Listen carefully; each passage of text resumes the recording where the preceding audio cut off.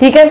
अब देखो, जो नए बच्चे बिल्कुल आज इनका फर्स्ट डे है, मैं उन्हें बता दूं, राष्ट्रपति हम पढ़ रहे हैं और राष्ट्रपति में हमने शुरू कर रखी है कार्यपालिका शक्तियां। ठीक है, कार्यपालिका की शक्ति हमने शुरू कर रखी है। कार्यपालिका का शक्ति की मैं बात करती हूं तो कल हमने कुछ अनुच्छेद बात किए थे। मैं केवल यहां अनुच्छेदों का ज्यादा डिटेल में डिस्कस नहीं करने वाली, क्योंकि कल मैंने लगभग अनुच्छेद डिस्कस कर लिए थे। फिर भी मैं कहती हूं, अगर कोई प्रॉब्लम रहती है आप इसी वीडियो के कमेंट बॉक्स में लिख देना कि मैडम इस आर्टिकल को फिर समझा दो। मैं 6 बजे आपको वो आर्टिकल वापस रिपीट कर दूंगी, क्योंकि यहाँ जो क्लास है उसको मुझे आगे बढ़ाना भी होता है। 2 दिन में 3 दिन में राष्ट्रपति कंप्लीट भी करना है, फिर हमें आगे भी अदर भी क्लासेस भी लगानी है, अदर टॉपिक्स भी कंप्लीट करने हैं। ठीक है ना। तो अगर किसी को कोई डाउट रह जाता है किसी अनुच्छेद में, कमेंट बॉक्स में लिख देना। ठीक है, कमेंट बॉक्स में लिख देना या टेलीग्राम पर आप लिख देना, मैं उसे शाम को 6 बजे वाली क्लास में समझा दूंगी। निश्चिंत रहो, मेरा काम केवल तुम्हें समझाना, पढ़ाना और तुम्हारा सिलेक्शन करवाना है।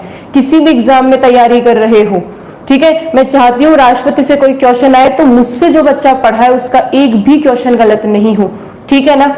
तो इसलिए कोई डाउट रहे, कोई प्रॉब्लम रहे, बेझिझक कमेंट में लिखना, मैं आपको वापस समझा दूंगी। मुझे वापस समझाने में कोई प्रॉब्लम नहीं है। 5 बार पूछोगे 5 बार समझाऊंगी। जब तक तुम्हें समझ में नहीं आए, याद नहीं हो, तब तक मत रुकना। याद हो जाए, समझ में आ जाए, उसके बाद में आप अपन आगे चल सकते हैं। अभी अपन डिटेल डिस्कस नहीं करेंगे। कार्यपालिका शक्ति में मैंने आपको अनुच्छेद 53 पढ़ाया था, जिसमें क्या था कि सारी जो कार्यपालिका की शक्ति होती है, संघ की, केंद्र की जो कार्यपालिका शक्ति है वो राष्ट्रपति में निहित होती है। ये हमें पता है। कार्यपालिका शक्ति राष्ट्रपति में निहित होती है। ठीक है। उसके बाद अपन ने दूसरा कौन सा आर्टिकल पढ़ा था? 74, जिसमें कहा गया था कि राष्ट्रपति को सहायता व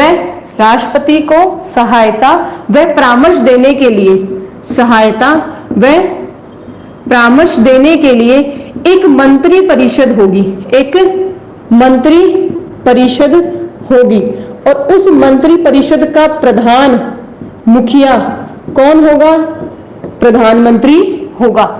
थोड़ा सा इस आर्टिकल में परिवर्तन क्या है?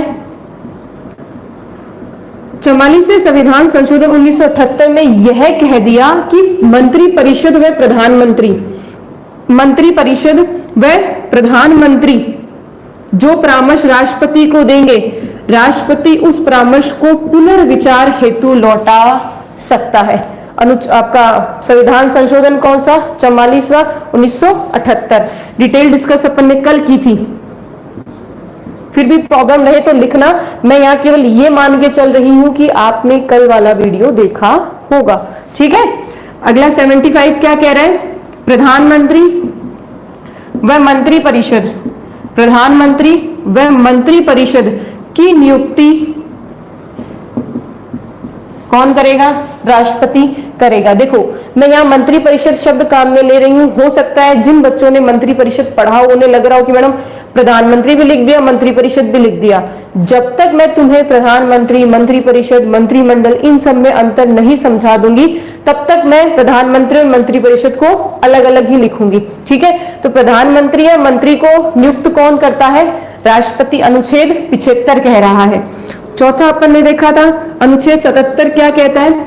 अनुच्छेद 77 ये कहता है कि संघ के कार्यपालिका के जितने भी काम होंगे, संघ के कार्यपालिका के जितने भी कार्य होंगे वह राष्ट्रपति के नाम पर ही किए जाएंगे। वह कार्य राष्ट्रपति के नाम पर ही किए जाएंगे। देखो, इन दोनों अनुच्छेदों में आपको अंतर पता होना चाहिए। ये कहता है कि कार्यपालिका शक्ति निहित है, शक्ति है, इसकी बात कर रहा है, परंतु ये कह रहा है कि कार्यपालिका में जो काम होंगे उस काम के ऊपर नाम, हस्ताक्षर, मोहर किसकी होगी? राष्ट्रपति की होगी। ठीक है। इसी आर्टिकल में एक दूसरा पॉइंट भी है। वो क्या कह रहा है कि मंत्रियों के विभाग बंटवारे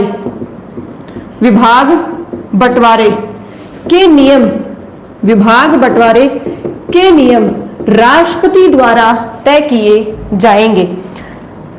मंत्रियों के विभाग बंटवारे संबंधी जो भी नियम है वह राष्ट्रपति द्वारा तय किए जाएंगे। पांचवा पॉइंट जो था वो क्या अपना अनुच्छेद 78। ठीक है, इसमें केवल मैं आपको इतना ही बताने वाली हूं कि यह अनुच्छेद प्रधानमंत्री व राष्ट्रपति के मध्य संबंध को दर्शाता है, जिसमें वह लिखता है कि अगर राष्ट्रपति को प्रधानमंत्री से देश की शासन संबंधी, प्रशासन संबंधी या शासन व्यवस्था संबंधी कोई भी सूचना प्राप्त करनी हो तो राष्ट्रपति प्रधानमंत्री से मांग सकता है। दूसरा बिंदु यहां क्या कह रहा है, अगर राष्ट्रपति विधि निर्माण से संबंधित कोई जानकारी, कोई सूचना प्रधानमंत्री से मांगता है तो प्रधानमंत्री को देनी पड़ेगी, आवश्यक होगा। ठीक है, मतलब राष्ट्रपति विधि निर्माण की सूचना प्रधानमंत्री से मांग सकता है कि वर्तमान में कौन से कानून निर्माण की प्रक्रिया चल रही है, कौन से कानून निर्माण की बातें की गई है, कौन से कानून निर्माण की बात कहां तक पहुंची है। तीसरा पॉइंट इसमें क्या कह रहा है, ठीक है, 78 का जो तीसरा बिंदु है वो क्या कहता है आपके यहां, तीसरा पॉइंट क्या कह रहा है, तीसरा पॉइंट जो है वो ये कहना चाह रहा है कि राष्ट्रपति अगर किसी मंत्री परिषद ने किसी विषय पर विचार नहीं किया है, अगर किसी मंत्री परिषद ने किसी भी विषय पर या किसी विषय पर विचार किया हो या न किया हो, उस विषय पर विचार करने के लिए राष्ट्रपति किसी भी मंत्री परिषद को कह सकता है। मतलब वो कहेगा तो प्रधानमंत्री को, और प्रधानमंत्री द्वारा मंत्री परिषद में उस विषय पर विचार करवाया जाएगा। ठीक है, ये हमने कार्यपालिका के 5 पॉइंट थे जो कल डिटेल में पढ़े थे, आज मैंने वापस समझा दिया, रिपीट कर दिया है। डिटेल में कल पढ़ा था, आज इतना डिटेल में नहीं लिया है मैंने कल 6ठे पॉइंट की चर्चा की थी जिसमें हमने डिस्कस कर रहे थे राष्ट्रपति द्वारा प्रमुख नियुक्तियां, राष्ट्रपति किन किन की नियुक्ति करता है। सबसे पहला बिंदु अगर मैं नियुक्ति की बात करती हूं तो हमने अभी देखा प्रधानमंत्री व मंत्री अनुच्छेद 74 द्वारा राष्ट्रपति उनकी नियुक्ति करता है। दूसरा अगर अपन बात करते हैं तो दूसरा क्या है, मैं स्टूडेंट्स को कह देती हूं कि आप अभी कमेंट बॉक्स में कुछ भी लिखते हैं, मैं माफी चाहूंगी, मैं उसे पढ़ नहीं पाऊंगी। ठीक है, उसके जवाब भी नहीं दे पाऊंगी क्योंकि मैं अभी आपको पढ़ाने में व्यस्त हूं, आपको समझाने में व्यस्त हूं। तो आपके जब भी कोई डाउट कमेंट रहता है, मैं जब बोलूं कि भाई हाँ अब बोलो कि मैं आपके कमेंट पढ़ रही हूँ, किसी को डाउट हो तो पूछ लो, आप अपने क्वेश्चंस उस वक्त पूछें, अभी केवल शांति से पढ़ें। ठीक है ना, चैट बॉक्स में कुछ भी लिखेंगे मैं नहीं पढ़ पाऊंगी, मैं आपको नहीं समझा पाऊंगी। इससे अगर कोई विद्यार्थी को यूं लगे कि मैडम ने मेरे सवालों के जवाब नहीं दिए तो मैं आपको इसका कारण भी बता रही हूँ। प्लीज जब मैं आपको कहूं कि अब पूछे क्वेश्चन, उस वक्त आप क्वेश्चंस पूछ ले, मैं आपसे डिस्कस कर लूंगी क्वेश्चंस को। ठीक है, अभी केवल ढंग से पढ़ो अच्छे से।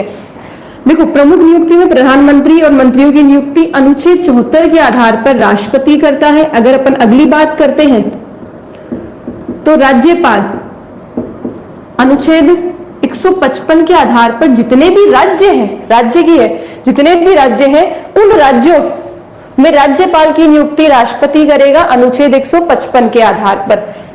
तीसरा जो है वो क्या कहना है, उपराज्यपाल व प्रशासक।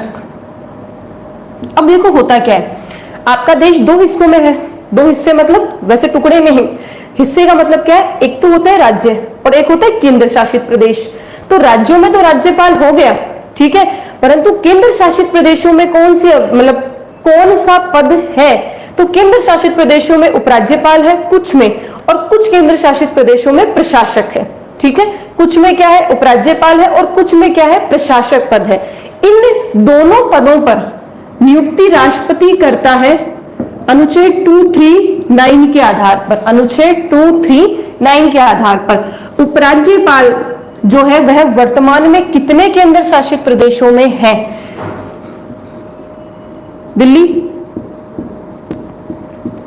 पुडुचेरी, अंडमान निकोबार,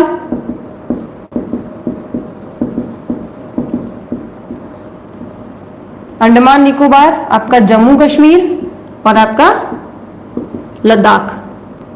ठीक है, अब दिल्ली, पुडुचेरी, अंडमान निकोबार, जम्मू कश्मीर और लद्दाख, इन 5 केंद्र शासित प्रदेशों में उपराज्यपाल कितने? उपराज्यपाल 5, मतलब 5 केंद्र शासित प्रदेशों में उपराज्यपाल है। बाकी 3 केंद्र शासित प्रदेशों में कौन सा पद है? प्रशासक का पद है। ये दोनों नए हैं, ध्यान रखना। जम्मू कश्मीर पहले राज्य था, वहां राज्यपाल हुआ करता था। अब जम्मू कश्मीर केंद्र शासित प्रदेश है तो वहां पर उपराज्यपाल है, और जम्मू कश्मीर का एक हिस्सा अलग निकालकर हमने एक अलग केंद्र शासित प्रदेश बनाया जिसे हम लद्दाख कहते हैं, और लद्दाख में भी कौन सा पद है? उपराज्यपाल का पद है। मैं इसे रब कर रही हूं, ध्यान रखना। चौथा, अगला पॉइंट अगर अपन बात करते हैं, महान्यायवादी अनुच्छेद कौन सा है? 76। महान्यायवादी को नियुक्त कौन करता है? राष्ट्रपति। अनुच्छेद कौन सा है? 76।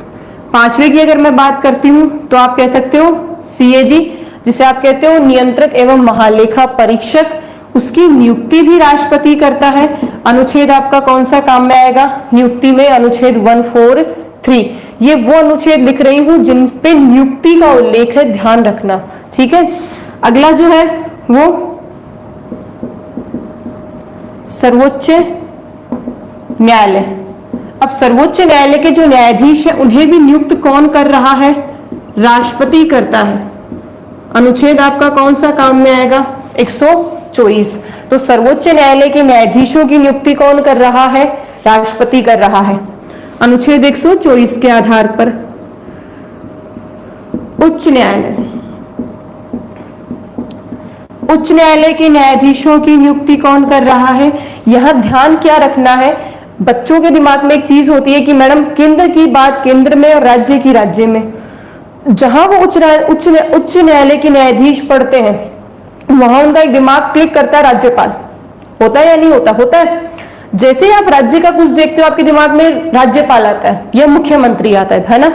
ध्यान क्या रखना है, राज्यपाल केवल परामर्श देता है। यहाँ उच्च न्यायालय, जितने भी राज्यों में हाई कोर्ट्स हैं, उन हाई कोर्ट में जो न्यायाधीश हैं वह अनुच्छेद 217 के आधार पर राष्ट्रपति द्वारा नियुक्त किए जाएंगे। 217 के आधार पर राष्ट्रपति द्वारा नियुक्त किए जाएंगे। ठीक है, 8वां यूपीएससी, यूपीएससी जिसे आप संघ लोक सेवा आयोग कहते हो। संघ लोक सेवा आयोग के अध्यक्षों चाहे सदस्यों नियुक्ति राष्ट्रपति करेगा। राष्ट्रीय निर्वाचन आयोग, राष्ट्रीय निर्वाचन आयोग नियुक्ति राष्ट्रपति करेगा। राष्ट्रीय वित्त आयोग, वित्त आयोग नियुक्ति राष्ट्रपति करेगा। फिर आप देख लो आयोग, फिर जितने भी जो भी है, जैसे कि अल्प सूचना आयोग है, अल्पसंख्यक व अनुसूचित जाति जनजाति, इस प्रकार के कई प्रकार के आयोग हैं। मानवाधिकार आयोग है, सूचना आयोग है, सतर्कता आयोग है। तो जो आयोग है उन सभी आयोगों के अध्यक्ष और सदस्य जो हैं वो राष्ट्रपति द्वारा ही नियुक्त किए जाते हैं। अध्यक्ष और सदस्य जो होते हैं वो राष्ट्रपति द्वारा ही नियुक्त किए जाते हैं। ये राष्ट्रपति की नियुक्तियां हैं कि राष्ट्रपति इन व्यक्तियों को पद पर नियुक्त करता है। अब अगर इसमें कोई रह गया हो तो मुझे आप बाद में बता देना, अभी तो मुझे भी पता नहीं चलेगा, देख लीजिए। बाकी लगभग जो इंपॉर्टेंट थे वो मैंने लगभग सारे कवर कर दिए। ये राष्ट्रपति की प्रमुख नियुक्तियां हैं, तो आप इनका स्क्रीनशॉट ले सकते हैं, लिख सकते हैं, समझ सकते हैं। ठीक है, अगला देखो, ये नियुक्तियां हो गई। अब मैं 7वें पॉइंट की बात करती हूं। अगला जो बिंदु है उसमें मैं आपको ये बताने जा रही हूं कि राष्ट्रपति के प्रसाद पर्यंत पद धारण कौन करता है। यहां आप प्रसाद पर्यंत का मतलब क्या लेते हैं? प्रसाद पर्यंत का मतलब सविवेक नहीं है कि भाई वो व्यक्ति, जिन व्यक्तियों पर राष्ट्रपति अपनी मर्जी से किसी को भी नियुक्त कर सकता है, ऐसा नहीं होता। राष्ट्रपति जिनकी नियुक्तियां करता है उन व्यक्तियों में से कौन से ऐसे व्यक्ति हैं जो प्रसाद पर्यंत पद धारण करते हैं, जिनका यूं समझ लीजिए जैसे कि राज्यपाल है, ठीक है। तो राज्यपाल, राजस्थान का एक एग्जाम्पल ले रहे हैं, राजस्थान का राज्यपाल है, 2 साल उन्होंने काम किया और राष्ट्रपति ने क्या किया, उनसे त्याग पत्र मांग लिया। जैसे राष्ट्रपति ने त्याग पत्र मांगा उनको जाना पड़ेगा, पद छोड़ना पड़ेगा। अगली बात समझो, प्रधानमंत्री है, प्रधानमंत्री के खिलाफ अगर लोकसभा में अविश्वास प्रस्ताव पारित हो गया तो पारित होने मात्र से ही प्रधानमंत्री पद रिक्त नहीं होगा। अविश्वास प्रस्ताव पारित होने पर बाध्यता होगी, यूं मान के चलो कि राष्ट्रपति जो है वो प्रधानमंत्री से त्यागपत्र मांग लेगा, और जैसे ही आपके यहाँ मतलब राष्ट्रपति जो है अगर किसी से त्यागपत्र मांग लेता है तो पद रिक्त हो जाता है, चाहे उसका कार्यकाल आगे हो या ना हो, ठीक है। अब देखो प्रसाद पर्यंत, इसमें आप यूं कह सकते हो कि कौन कौन है जो राष्ट्रपति के प्रसाद पर्यंत पद धारण करते हैं, वो है राज्यपाल और प्रधानमंत्री, मंत्री और महान्यायवादी।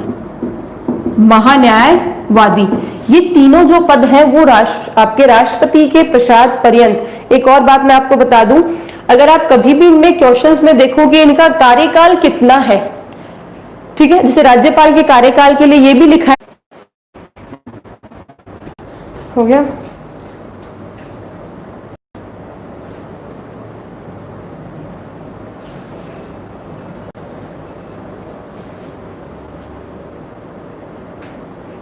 आया नहीं वीडियो,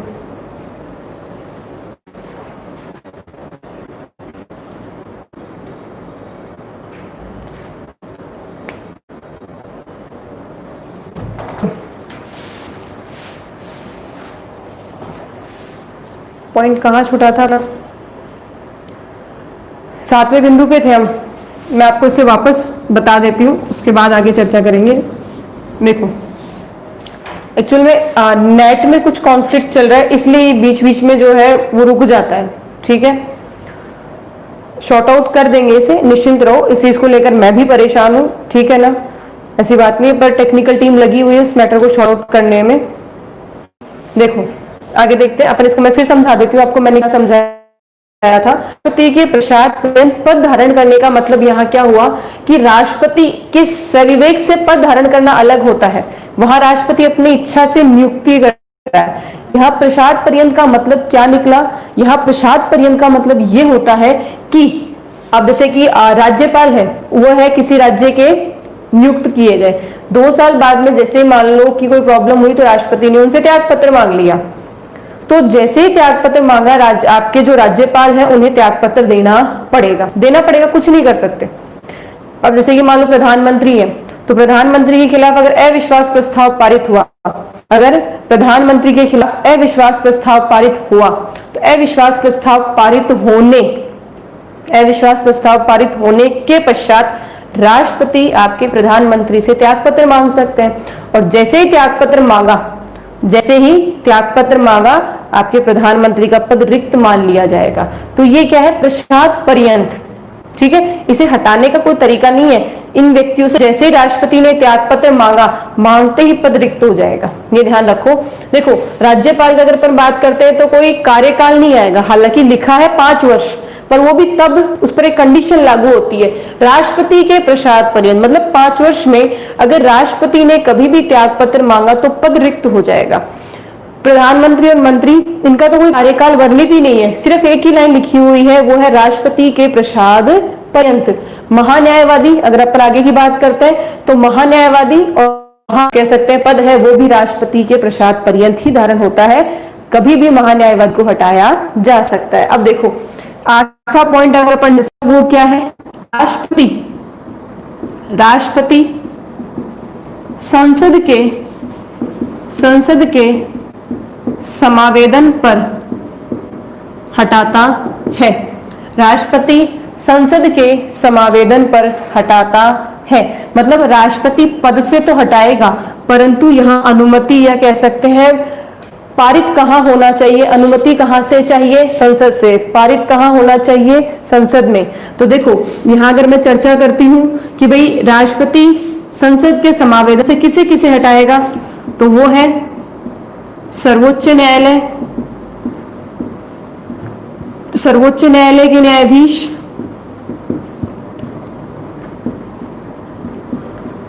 उच्च न्यायालय के न्यायाधीश,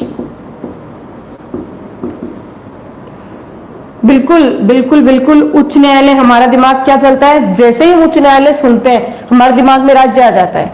जैसे हम राज्य या कुछ सुनते हैं हमारे दिमाग में राज्यपाल और प्रधान मतलब मुख्यमंत्री राज्य आ जाता है। अब यहाँ क्या होगा, उच्च न्यायालय जितने भी हाई कोर्ट्स होते हैं, जितने भी राज्य में हाई कोर्ट्स होते हैं, उन सभी हाई कोर्ट्स के जो न्यायाधीश हैं, उन सभी हाई कोर्ट्स के जो न्यायाधीश हैं, उन न्यायाधीशों को राष्ट्रपति हटाएगा। किसकी अनुमति से, संसद की अनुमति से। मतलब संसद में पारित होने के बाद राष्ट्रपति पद से हटाता है।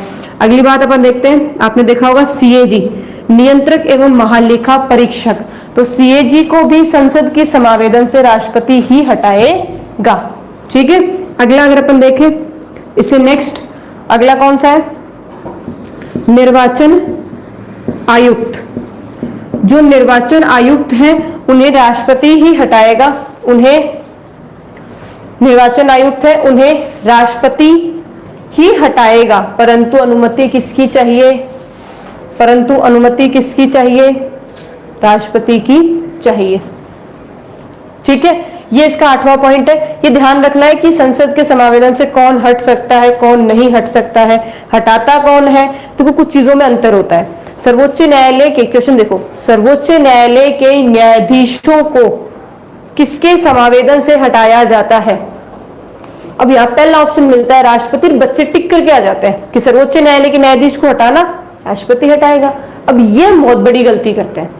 यहां अगर समावेदन पूछ लिया तो संसद के समावेदन, समावेदन का मतलब होता है संसद में पारित। ठीक है ना, संसद में पारित होने पर, संसद में पारित होने पर हटाएगा राष्ट्रपति, परंतु पारित कहां होना चाहिए, संसद में होना चाहिए। ठीक है, इसके बाद अगला बिंदु अपन चर्चा करते हैं। ये कार्यपालिका ही शक्तियां चल रही है, ध्यान रखना। अगला कौन सा पॉइंट था अपना, चलो ये क्या कह रहा है, अगला पॉइंट क्या कह रहा है, राष्ट्रपति सर्वोच्च न्यायालय के समावेदन पर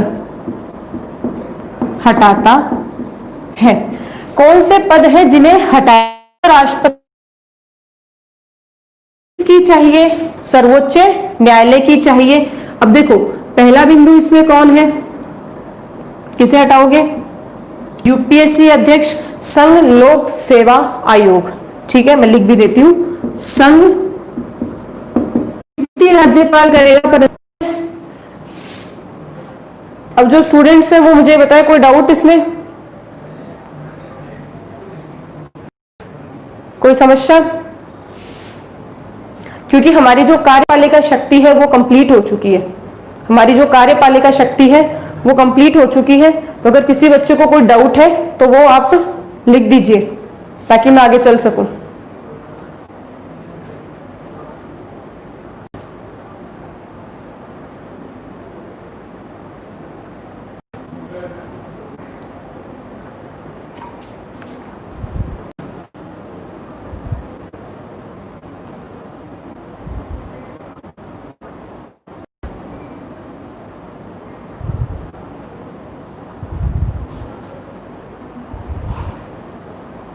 बिल्कुल मुझे जवाब क्वेश्चंस पूछ लीजिए ताकि मैं आगे बढ़ सकूं। मैं विधायी शक्तियों की चर्चा करूंगी अब।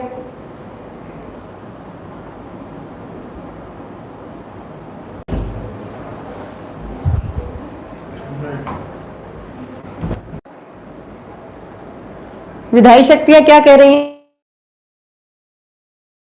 शक्तियों के पर चाह रही हैं, और व्यवस्थापिका शक्ति क्या कहना चाह रही है वो समझो। विधायी शक्ति, व्यवस्थापिका शक्तियां, हालांकि देखा जाए तो दोनों शक्तियां ही क्या है, दोनों शक्तियां ही एक ही बात है, मैंने दोनों अलग अलग लिखे नाम, पर नाम इनके अर्थ एक जैसे ही हैं। मतलब आप उनकी चर्चा करेंगे, राष्ट्रपति कि वो शक्ति जिससे वह कानून को लागू करते हैं, परंतु विधायी व व्यवस्थापिका शक्तियों में हम ये पढ़ेंगे कि राष्ट्रपति कानून लागू या कानून का निर्माण कैसे करते हैं। राष्ट्रपति की कानून निर्माण जो शक्तियां हैं, राष्ट्रपति की कानून निर्माण की जो शक्तियां हैं वो अपन विधायी शक्तियों में पढ़ेंगे। विधायी शक्तियों विधायी शक्तियों का मतलब क्या होता है वो समझो। विधायी शक्ति मतलब राष्ट्रपति की वो शक्तियां जो राष्ट्रपति को कानून निर्माण में सहायता करती हैं, या राष्ट्रपति की कानून निर्माण की शक्तियां क्या कहलाती हैं? विधायी शक्तियां कहलाती हैं। अब देखो, सबसे पहले और सबसे महत्वपूर्ण अनुच्छेद कौन सा है विधायी शक्तियों में? अनुच्छेद 79। अनुच्छेद 79 क्या कहता है? अनुच्छेद 79 ये कह रहा है कि संसद, लोकसभा प्लस राज्यसभा प्लस राष्ट्रपति, कहने का मतलब क्या है कि संसद, लोकसभा, राज्यसभा, राष्ट्रपति तीनों से मिलकर क्या बनेगी? संसद बनाई जाएगी। लोकसभा, राज्यसभा प्लस राष्ट्रपति तीनों से मिलकर संसद बनेगी। इसका मतलब समझो, अगर एग्जाम में क्वेश्चन देखो कि संसद में कितने सदन, संसद में कितने सदन, सदन कितने? 2। पर अगर आप देखो संसद में, संसद के कितने अंग, तो अगर मैं अंग की बात करती हूं तो अंग कितने हैं? अंग कितने हैं? 3, लोकसभा, राज्यसभा और राष्ट्रपति। कई बार हम ये सुनते हैं या पढ़ते हैं, देखते हैं, वो क्या होता है कि भाई राष्ट्रपति संसद का अंग माना जाता है। माना नहीं जाता है, राष्ट्रपति संसद का अंग ही होता है। राष्ट्रपति क्या है? संसद का अंग होता है, आवश्यक है। मतलब साफ लिखा है कि संसद तब संसद होगी जब लोकसभा, राज्यसभा, राष्ट्रपति तीनों काम करेंगे। हम कहते हैं संसद द्वारा पारित विधेयक, ठीक है, संसद द्वारा बिल पारित किया गया, संसद द्वारा कानून बनाया गया। आपको आज पता चलेगा कि संसद में तीनों मिलकर कानून बनाते हैं, ठीक है। ये आर्टिकल क्लियर? अनुच्छेद 79 कहता है कि लोकसभा प्लस राज्यसभा और राष्ट्रपति तीनों मिलकर संसद का निर्माण करेंगे, ठीक है। अब देखो, ये आपका पहला पॉइंट था, शॉर्ट में लिख देती हूं, लोकसभा, राज्यसभा, राष्ट्रपति बराबर संसद।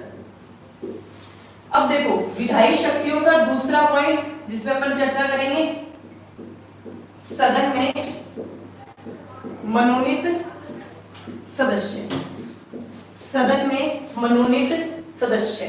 अब देखो, सदन में मनोनीत सदस्य को लेकर अगर मैं बात करती हूं, राज्यसभा जिसके लिए काम का कौन सा अनुच्छेद है?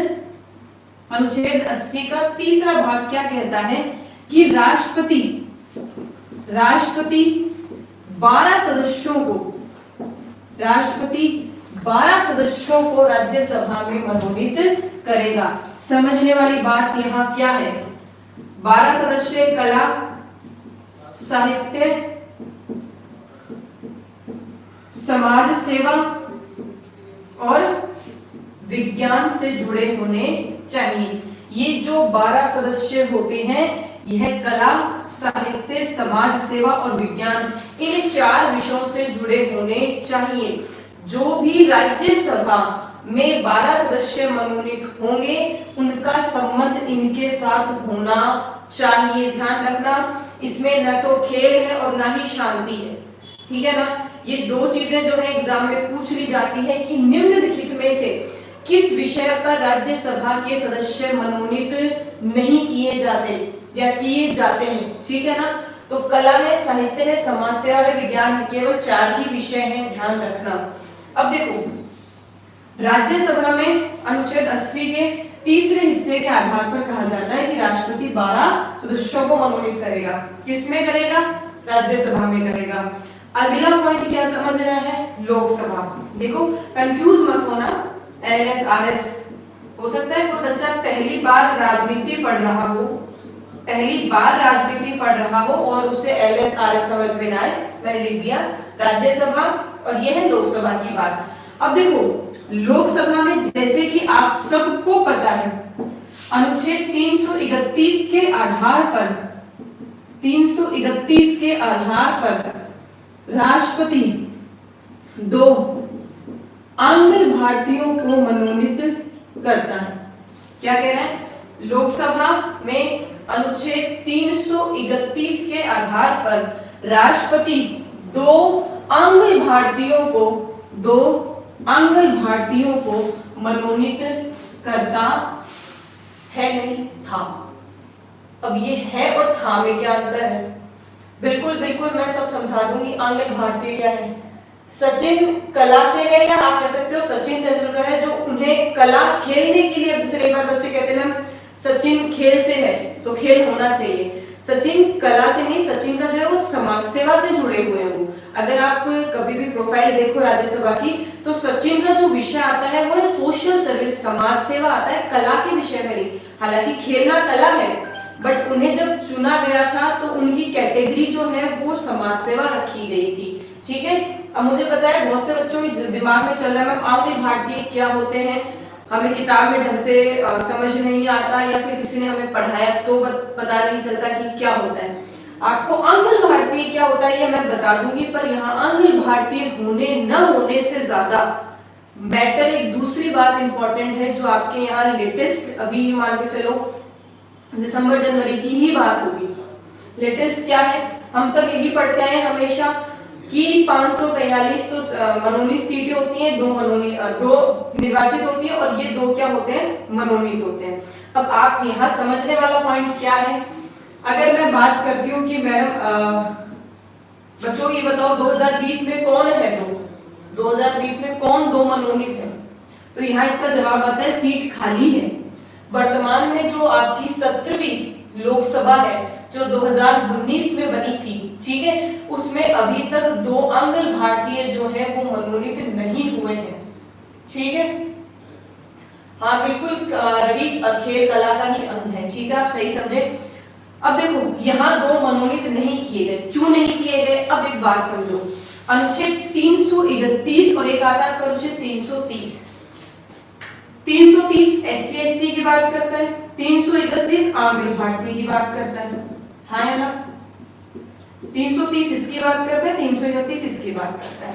हुआ क्या? अब हम सबको ये पता है कि SC ST के आरक्षण के लिए ये साफ कहा गया था, SC ST के आरक्षण के लिए साफ कहा गया था कि भाई 10 साल रहेगा, मतलब 1950 में शुरू हुआ, 60 में खत्म, 60 से बढ़ाकर फिर 70, 70 से बढ़ाकर, अब हमें ये सबको पता है आरक्षण, मैं आपको कह दूं आरक्षण और आंग्ल भारतीय दोनों, ये दोनों ही जो थे वो साथ में बढ़े हैं, 50 से 60, 60 से 70, 70 से 80, 80 से 90, ठीक है, फिर 10 आया, फिर 2020 आया।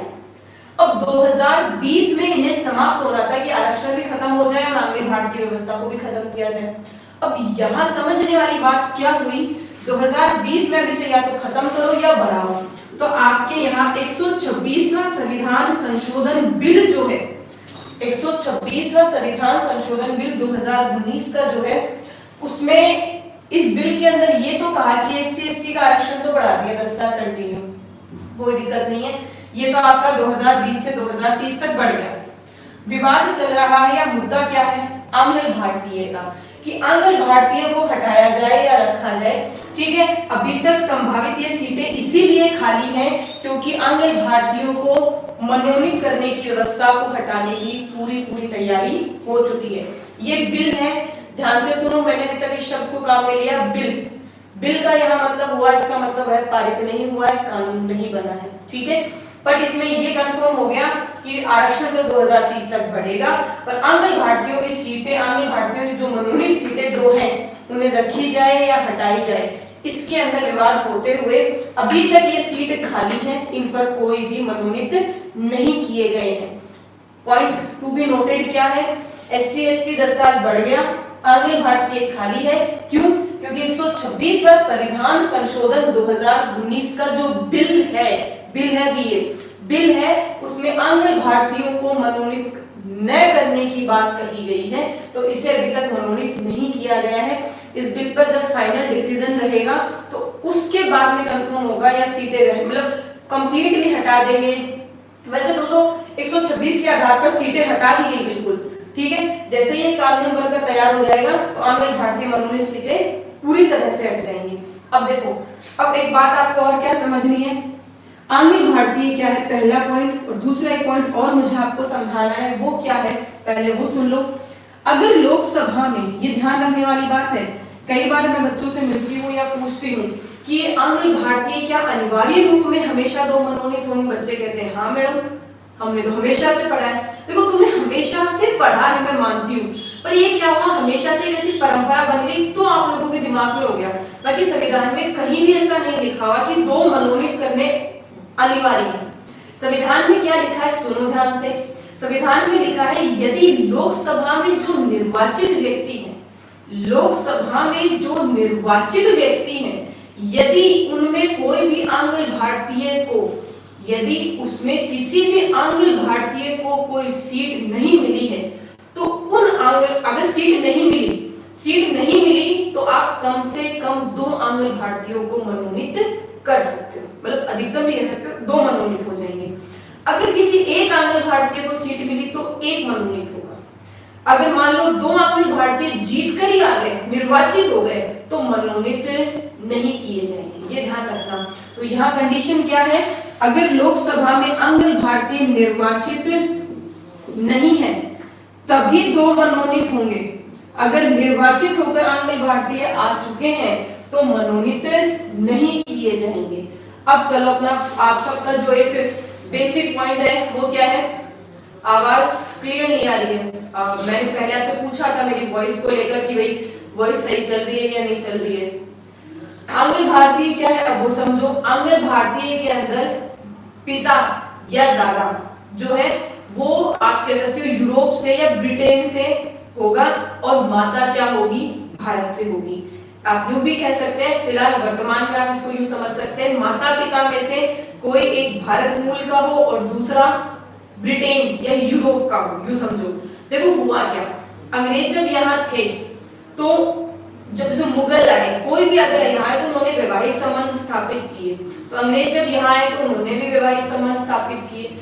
अब उनके द्वारा जो उत्पन्न संतानें थी, भाई ऐसा नहीं होता कि वो फॉरेन में रहते हैं ना, परवरिश यहीं हुई हो, बच्चा यहीं का ही हो, ठीक है, बट माता पिता की नागरिकता अलग अलग होती है उसमें, ठीक है। माता पिता जो है वो अलग अलग देश के, जिसमें ये नहीं हो सकता कि भाई मान लो कनाडा, एक तो पिता कनाडा से है, माता भारतीय है, तो बच्चा आंग्ल भारतीय नहीं है। आंग्ल भारतीय के लिए जरूरी है माता पिता में से कोई एक ब्रिटेन या यूरोप से हो, या फिर आप कह सकते हो एक भारतीय हो। उस कंडीशन में जगदीश मैंने पहले पूछा था आवाज साफ आ रही है या नहीं आ रही है, आप चलो ठीक है मैं थोड़ा जोर से बोलती हूँ, आवाज पहुंच जाएगी आपके पास में, ऐसी बात नहीं है। अब देखो आंग्ल भारतीय समझ में आ गया, माता पिता में से कोई एक भारतीय हो और दूसरा यूरोप से या ब्रिटेन से हो, उनके द्वारा उत्पन्न संतानें क्या कहलाई, आंग्ल भारतीय कहलाई, ठीक है। अब ये पॉइंट समझ में आ गया, तो अब आपको यहाँ समझने वाला या फिर नोट करने वाला पॉइंट या एग्जाम के लिए जो सबसे इंपॉर्टेंट पॉइंट है वो क्या है, 361 में राष्ट्रपति 2 आंग्ल भारतीयों को मनोनीत करते हैं तब जब लोकसभा में कोई भी आंग्ल भारतीय निर्वाचित नहीं होता है, तभी होगा ऐसा होना संभव, ठीक है। वर्तमान परिप्रेक्ष्य में देखा जाए तो 126वें संविधान संशोधन 2019 बिल के द्वारा आंग्ल भारतीय की 2 मनोनीत सीटों को हटाने का प्रावधान किया गया है, जिसके आधार पर वर्तमान में यह आंग्ल भारतीय सीटें लोकसभा में खाली है। हो गया, इसको अच्छे से सुन लेना, याद कर लेना। अब देखो आगे बढ़ते हैं। हमने विधायी शक्तियों में पहली शक्ति पढ़ी, दूसरी शक्ति पढ़ी, ठीक है। अब तीसरी शक्ति की चर्चा करते हैं अपन।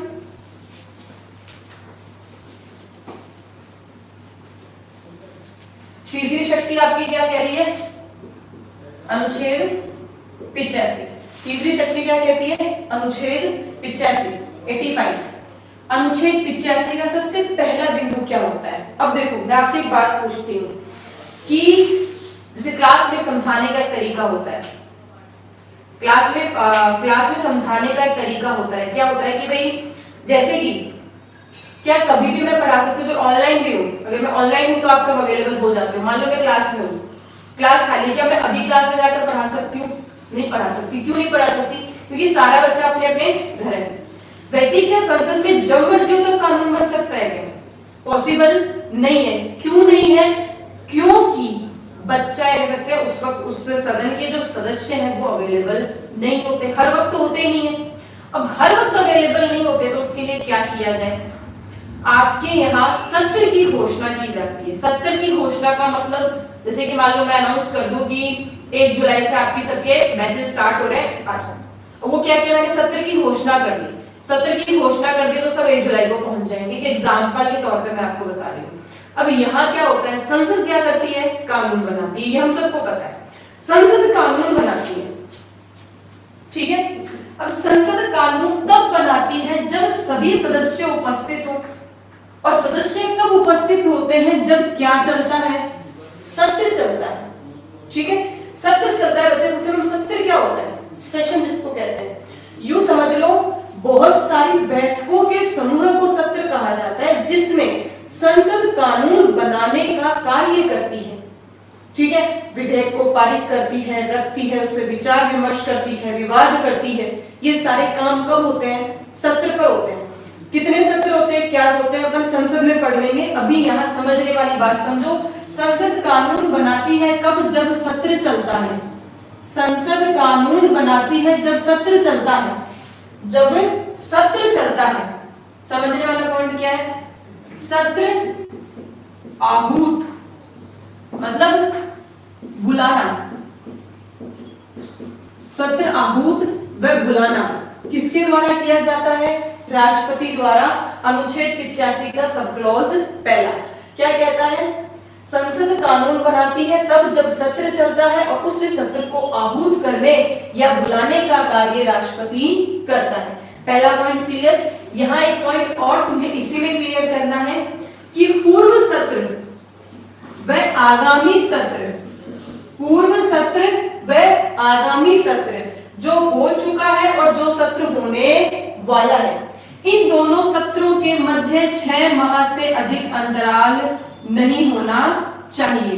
6 माह से अधिक अंतराल नहीं होना चाहिए, मतलब 6 महीने में एक सत्र होना जरूरी है, ठीक है। ये पॉइंट कहां लिखा है? अनुच्छेद 85 में। संसद कानून बनाएगी सत्र में।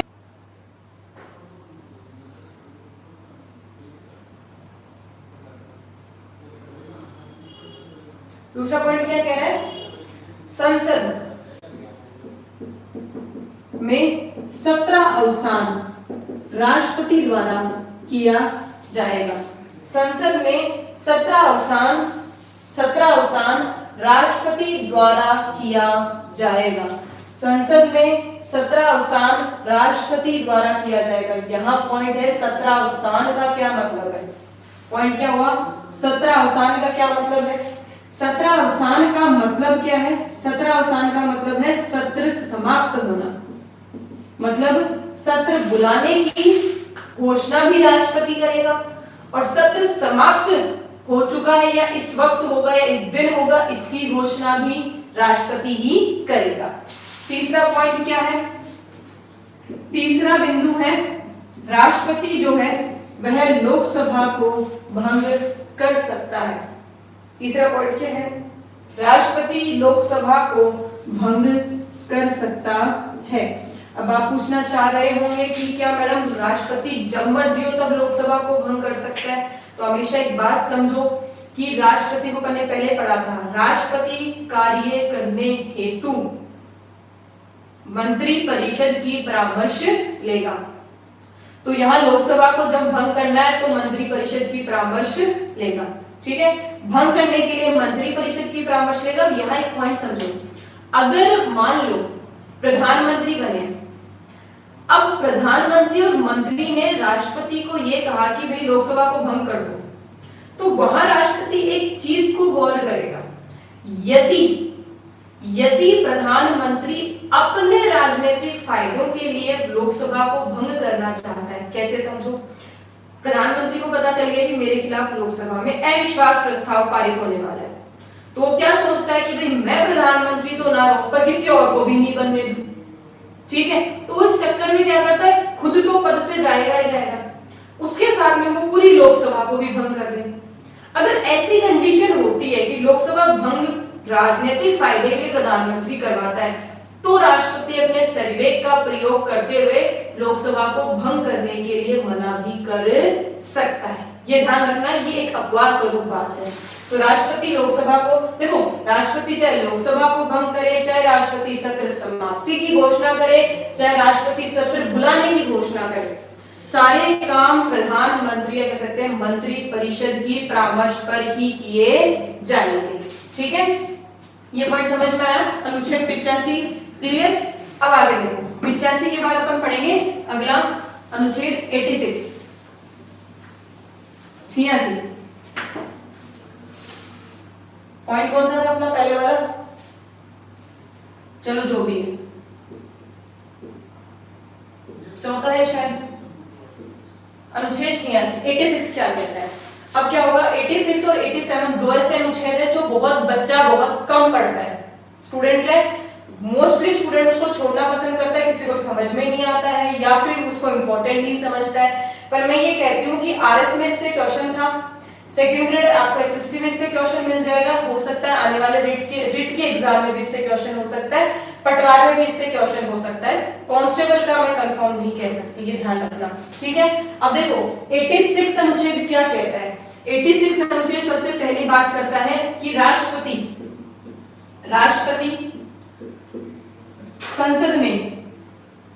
संसद के किसी भी एक सदन में या एक साथ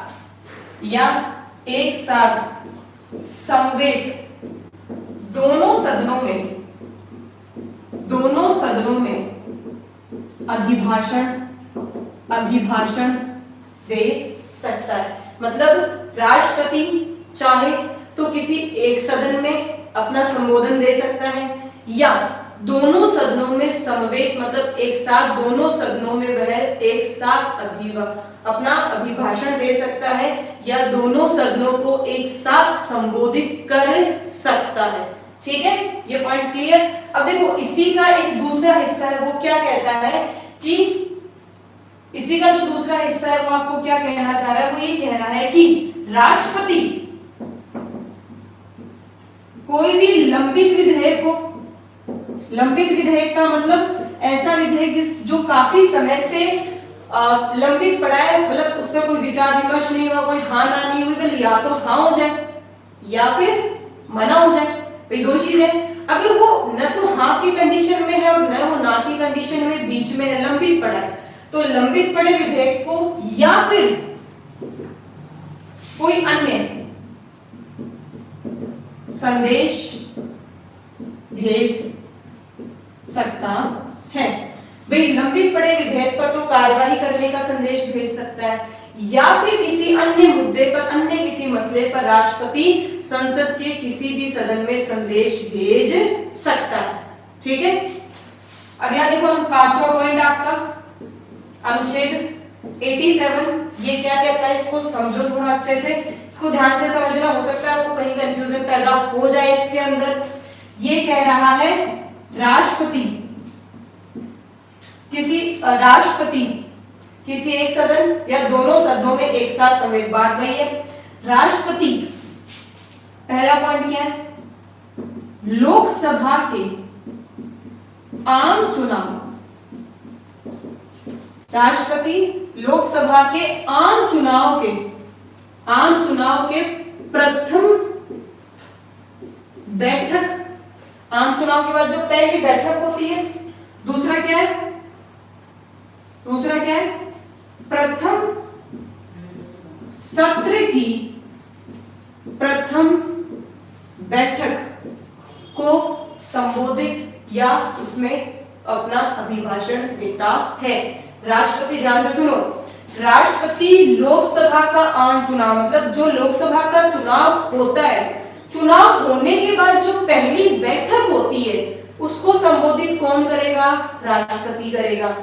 प्रथम सत्र की प्रथम बैठक, प्रथम सत्र की प्रथम बैठक, प्रथम जो पहला सत्र होगा जिसे हम कहते हैं बजट सत्र, अपना जो है वो पहला सबसे पहला सत्र होता है, उस बजट सत्र के सबसे पहले सत्र, देखो मैं ये नहीं कह रही बजट में ही अभिभाषण देंगे, ऐसी कोई आवश्यक बात तो नहीं है, परंतु पहला सत्र जैसे हमारे यहाँ बजट है तो प्रथम सत्र की प्रथम बैठक, प्रथम सत्र की प्रथम बैठक में अपना अभिभाषण कौन देगा? राष्ट्रपति देगा। अपना संबोधन कौन रखेगा? राष्ट्रपति रखेगा। अगर इन दोनों आर्टिकल्स में कोई प्रॉब्लम है तो आप कमेंट बॉक्स में लिख देना, मैं आपको वापस समझा दूंगी। ये दोनों अनुच्छेद जो है वो रिट है, फर्स्ट ग्रेड है, आरएस है, पटवार है, इन स्टूडेंट के लिए बहुत ज्यादा इंपॉर्टेंट है, ठीक है। 86 का क्या कहता है? राष्ट्रपति एक साथ या तो एक सदन में या एक साथ समवेत दोनों सदनों में अभिभाषण दे सकता है। दूसरा पॉइंट क्या कह रहा है? राष्ट्रपति लंबित पड़े विधेयकों पर या किसी अन्य बात पर संदेश जारी कर सकता है संसद में। दूसरा ये क्या कह रहा है? राष्ट्रपति लोकसभा के आम चुनाव के पश्चात प्रथम बैठक या फिर प्रथम सत्र की प्रथम बैठक में अपना अभिभाषण देता है, ठीक है। जितना इजी लैंग्वेज में हो सकता है मैंने आपको उतना इजी लैंग्वेज में इसको समझाया है, ठीक है। आगे देखते हैं अगला अनुच्छेद।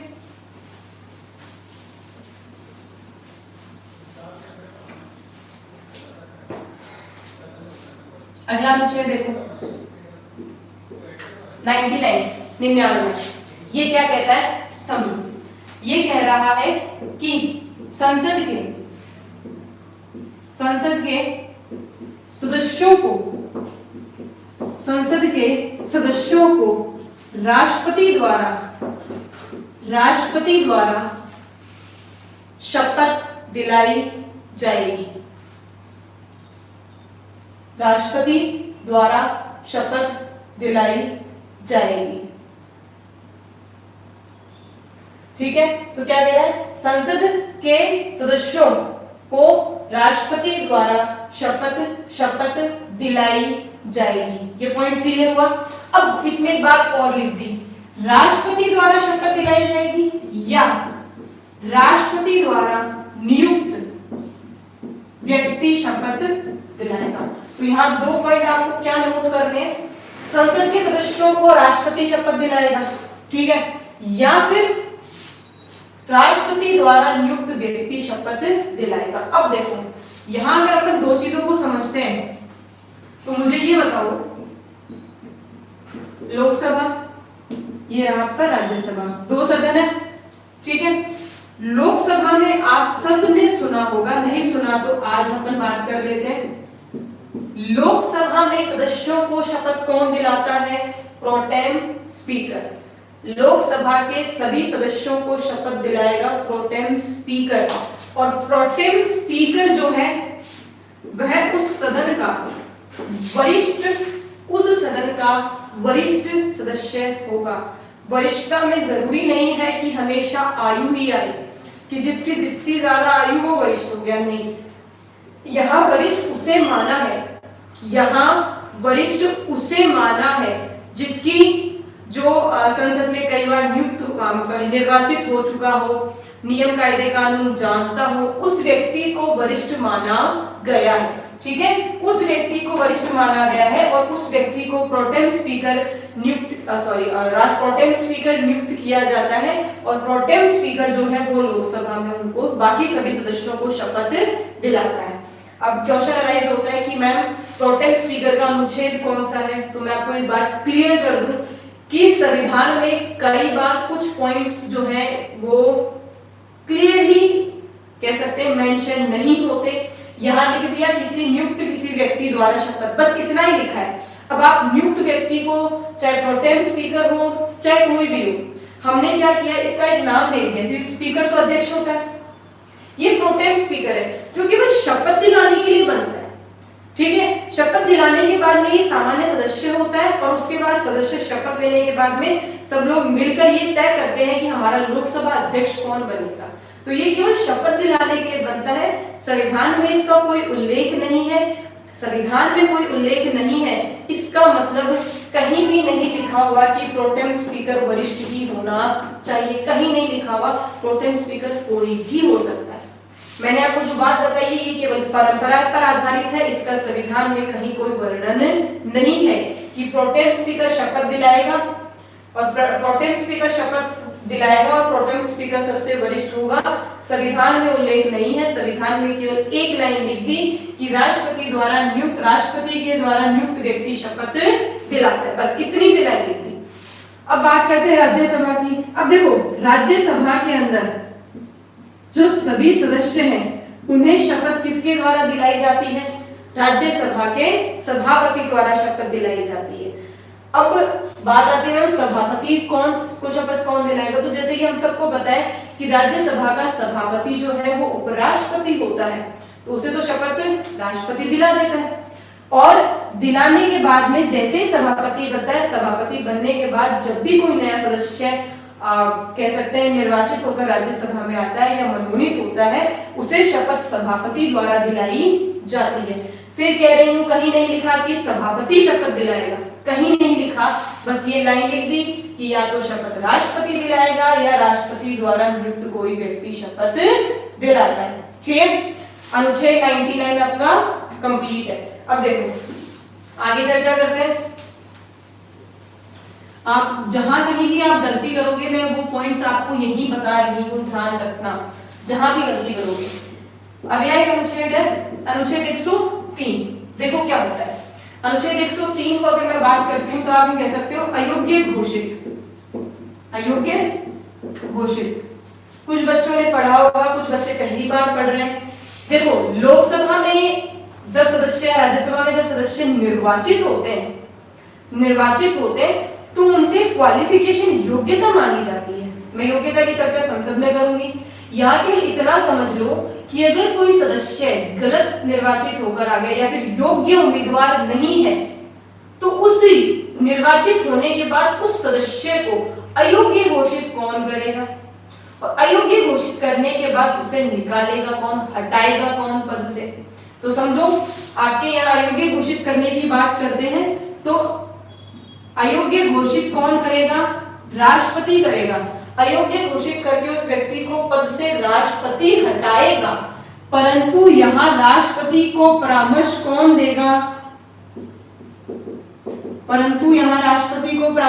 देगा? निर्वाचन आयोग।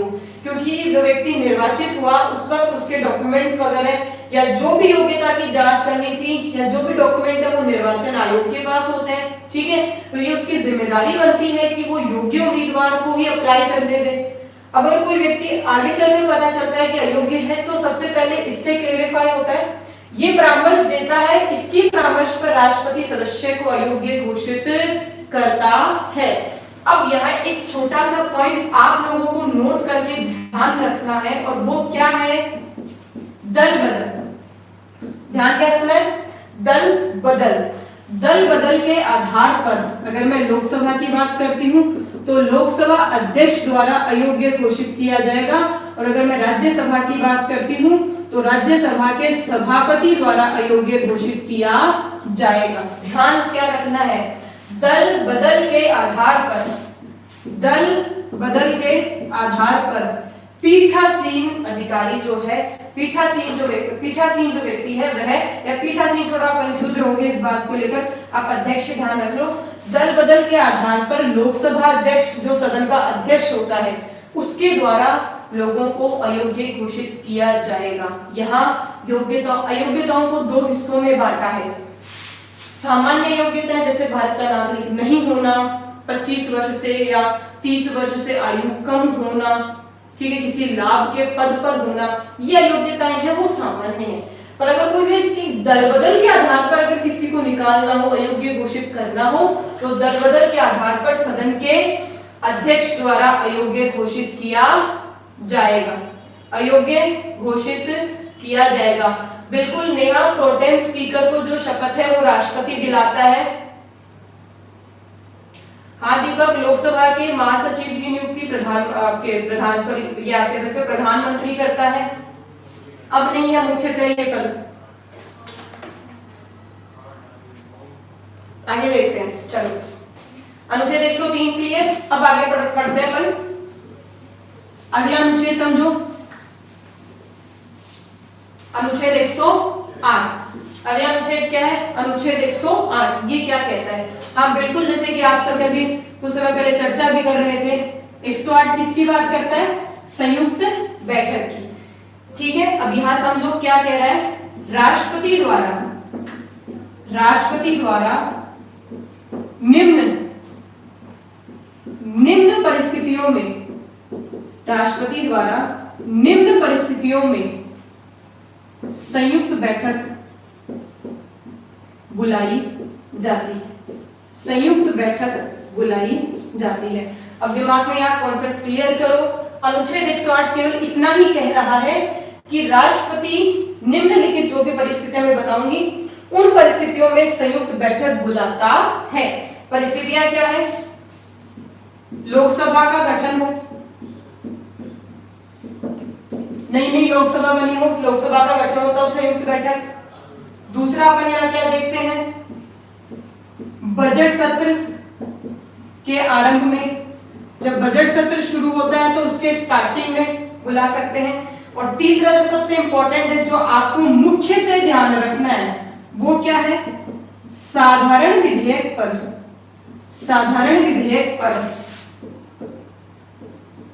मतभेद, साधारण विधेयक पर मतभेद उत्पन्न हो जाए। देखो यहाँ विधेयक जो होते हैं वहां पर विस्तृत चर्चा संसद में करेंगे। विधेयक 4 प्रकार के होते हैं, 4 प्रकार के होंगे, साधारण, धन, वित्त और संविधान संशोधन। ठीक है, यहां मैंने केवल और केवल किसकी बात की है? साधारण विधेयक की। तो दिमाग में एक कॉन्सेप्ट बिल्कुल क्लियर कर लो। क्या क्लियर करना है? धन विधेयक, वित्त विधेयक, संविधान संशोधन विधेयक। ठीक है, और चौथा एक और क्लियर कर लो, तो ये भी कर लो, महाभियोग। इन चारों पर संयुक्त बैठक नहीं बुलाया जा सकता, संयुक्त अधिवेशन नहीं हो सकता। क्लियर हो गया अच्छे से? धन, वित्त, संविधान संशोधन, महाभियोग, इन चारों पर संयुक्त बैठक नहीं बुलाई जाती। केवल संयुक्त बैठक साधारण विधेयक पर ही बुलाई जाएगी। एग्जाम में आया हुआ क्वेश्चन है, इसलिए मैं आपको ज्यादा फोकस करके समझा रही हूं, ध्यान रखना। ठीक है, तो 3 कंडीशन, संयुक्त बैठक राष्ट्रपति बुलाएगा।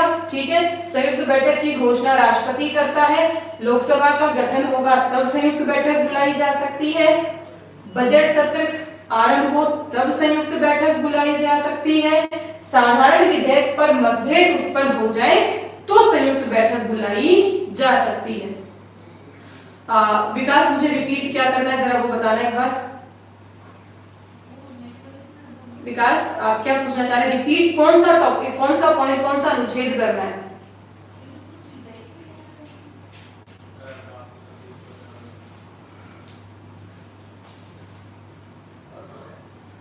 विकास बोलो, रिपीट क्या करना है? क्या रिपीट करना है बताओ मुझे।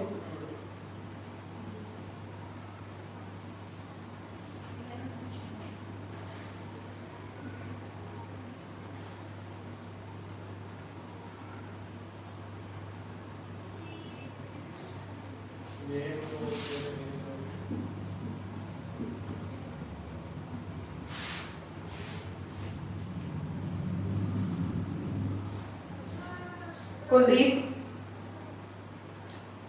लोकसभा वाला ये पॉइंट, अनुच्छेद बोलो। 108 दोबारा बताओ। ठीक है, देखो अनुच्छेद 108 क्या कहता है? संयुक्त बैठक। ठीक है, एक साथ का यहाँ मतलब क्या हुआ? संयुक्त का 2 सदन है, लोकसभा और राज्यसभा, दोनों सदन के लोग एक साथ बैठेंगे। ठीक है, जब भी कोई निर्णय होता है या तो इनमें अलग अलग पारित होता है या फिर आप इन्हें एक साथ बिठाकर भी काम कर सकते हो। अब देखो संयुक्त बैठक का मतलब समझ गए, दोनों एक साथ बैठे हों। तो राष्ट्रपति इस संयुक्त बैठक को बुलाता है।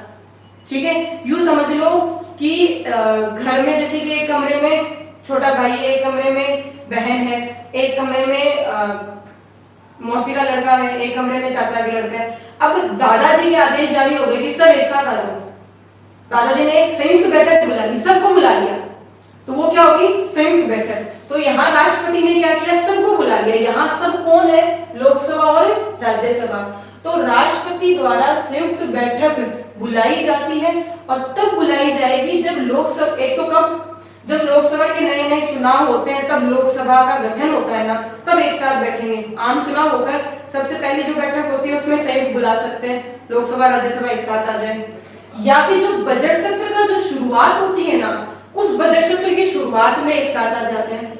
तीसरा, साधारण विधेयक, एक बिल होता है, उस बिल के ऊपर अगर कोई भी विवाद हो जाए, यहाँ विवाद का मतलब समझो, अगर लोकसभा हाँ कर रही है, राज्यसभा मना कर रही है, यदि राज्यसभा हाँ कर रही है, लोकसभा मना कर रही है, अगर ऐसी विवाद की स्थिति पैदा हो जाए, ये हाँ कर रही है, ये मना कर रही है, ये हाँ कर रही है, ये मना कर रही है, अगर ऐसे मतभेद उत्पन्न हो जाए, ऐसी विवाद की स्थिति पैदा हो जाए, तो साधारण विधेयक पर राष्ट्रपति संयुक्त बैठक बुला सकता है। बिल्कुल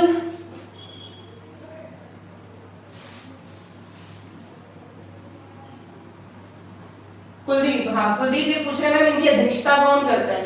तो ये समझो, साधारण भाई बजट सत्र आप देखा जाए तो इन सब में जब संयुक्त बैठक की बात करते हैं तो लोकसभा अध्यक्ष इसकी क्या करेगा, अध्यक्षता करेगा।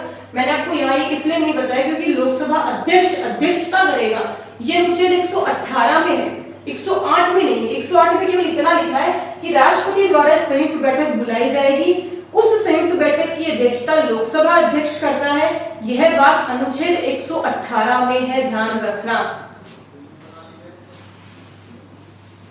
अब क्लियर, अनुच्छेद 108 क्लियर। आगे देखो, अगला अनुच्छेद जो मैं आपको पढ़ाने जा रही हूँ वो यूं मान के चलो कि सबसे इंपॉर्टेंट अनुच्छेद है, इसके बाद अनुच्छेद 123 और रहेगा अपना, ठीक है। अब देखो अनुच्छेद 111 क्या कहना चाह रहा है, समझो।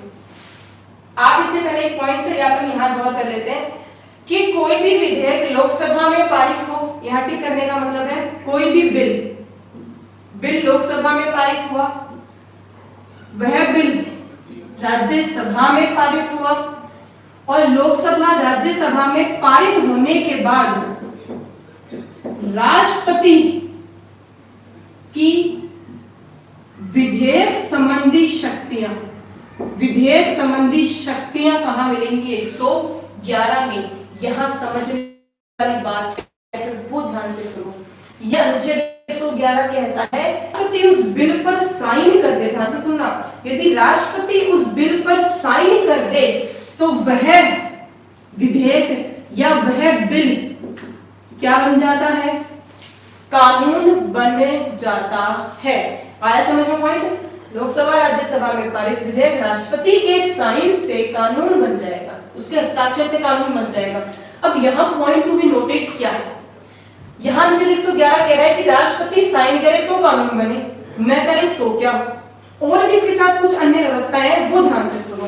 राष्ट्रपति की विधेयक संबंधी शक्तियों में राष्ट्रपति उस विधेयक को क्या कर सकता है, बताओ जरा, स्वीकार कर सकता है, पहला पॉइंट।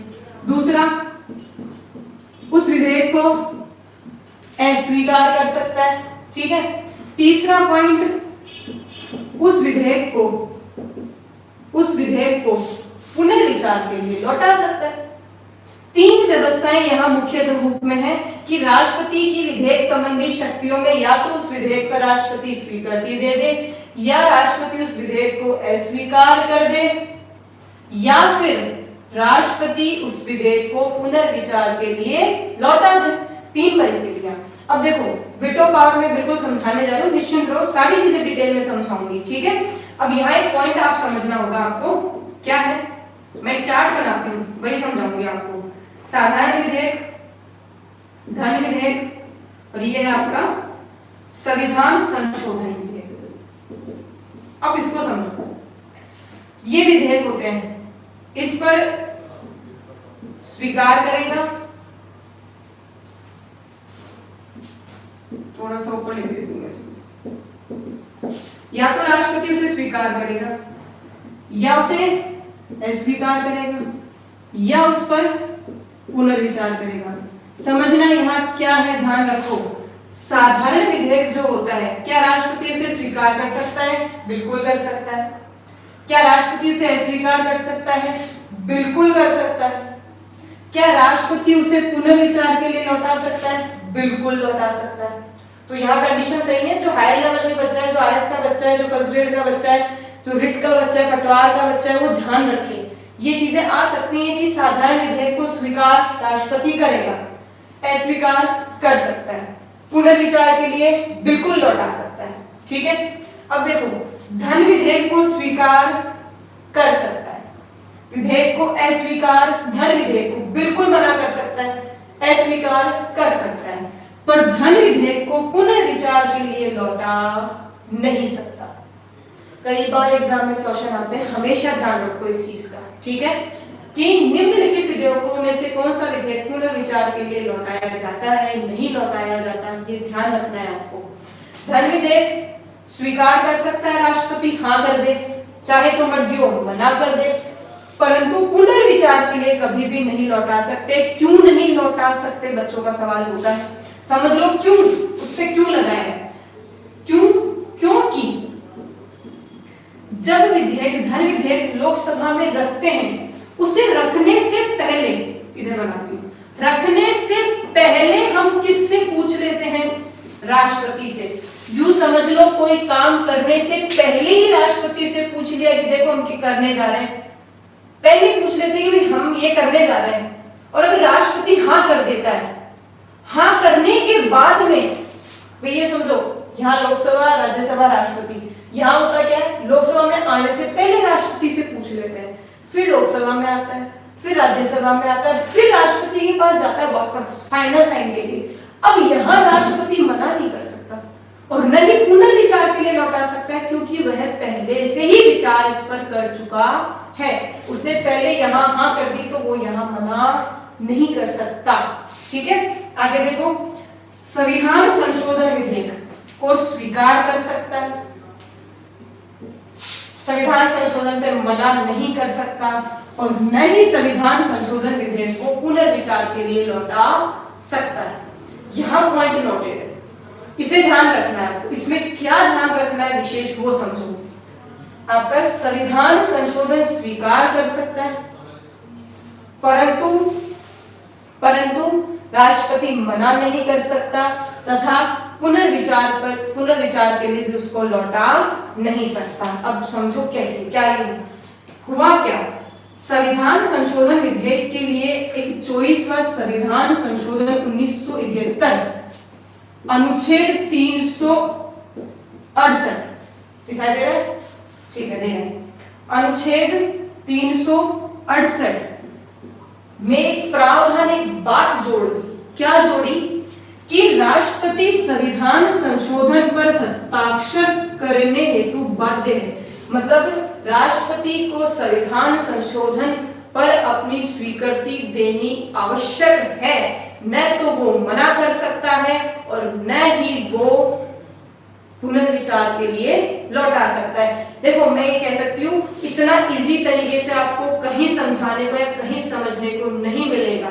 इस पॉइंट को बच्चा बहुत बार कंफ्यूज रहता है, 1000 जगह पढ़ता है, फिर भी उसका क्लियर नहीं होता। मैंने इस चार्ट से आपको बहुत अच्छे से समझाने की कोशिश की है। अगर ये अनुच्छेद बीच में आ रहा है तो अपन हटा सकते हैं इसको। देखो, हाँ करेगा, केवल अस्वीकृति साधारण और धन पे ही दे सकता है। पुनर्विचार के लिए केवल इसी को लौटा सकता है। ठीक है, पुनर्विचार के लिए न तो धन विधेयक लौटाया जा सकता है, न ही संविधान संशोधन लौटाया जा सकता है। अनुच्छेद इसका तुम्हें ध्यान रखना है। तो 24वां संविधान संशोधन 1971, 24वां संविधान संशोधन 1971, जिसमें राष्ट्रपति धन विधेयक पर राष्ट्रपति संविधान संशोधन विधेयक पर हस्ताक्षर करने हेतु बाध्य होगा। हस्ताक्षर करने हेतु बाध्य होगा।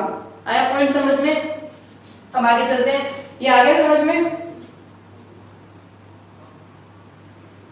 जो भी क्वेश्चंस पूछ रहे हो आप, बिल्कुल मैं इनके सबके जवाब लास्ट में दूंगी आपके, है ना? अभी केवल पढ़ लो। अभी समझ में आया? अपन आगे बढ़ते हैं। चाहो तो इसका स्क्रीनशॉट ले सकते हो या इसको रिपीट देखकर नोटबुक में राइट अप कर सकते हो, लिख सकते हो। ठीक है, आगे देखो। अब यहां मैं बात करूंगी आपकी वीटो शक्ति। अब कई बार बच्चा एक गलत फहमी रखता है कि मैडम वीटो शक्ति अनुच्छेद 111 में है, तो मैं आपको एक चीज क्लियर कर दूं, वीटो शक्ति शब्द का इस्तेमाल पूरे संविधान में नहीं है। वीटो शक्ति शब्द आप कह सकते हो निषेधाधिकार, निषेधाधिकार। यहाँ राष्ट्रपति को 3 प्रकार के निषेधाधिकार प्राप्त हैं। कैसे क्या है सुनो। अगर वीटो शक्ति, चलो मैं इसको पूरा यहां से रख कर रही हूं। अगर अपन वीटो, जिसे आप कह सकते हो निषेधाधिकार, निषेधाधिकार को मैं 3 हिस्सों में बांट लेती हूं।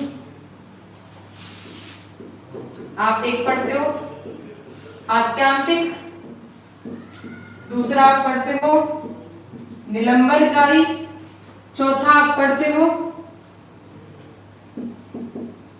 Pocket veto.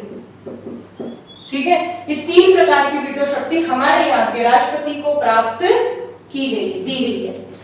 अत्यांतिक वीटो पावर में कहा गया कि राष्ट्रपति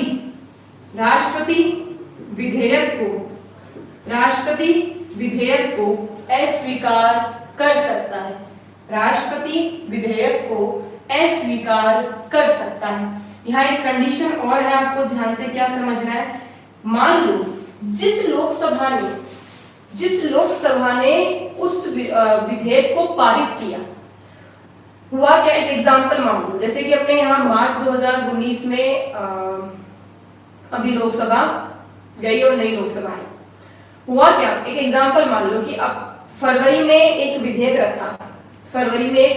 रखा, पारित हो गया।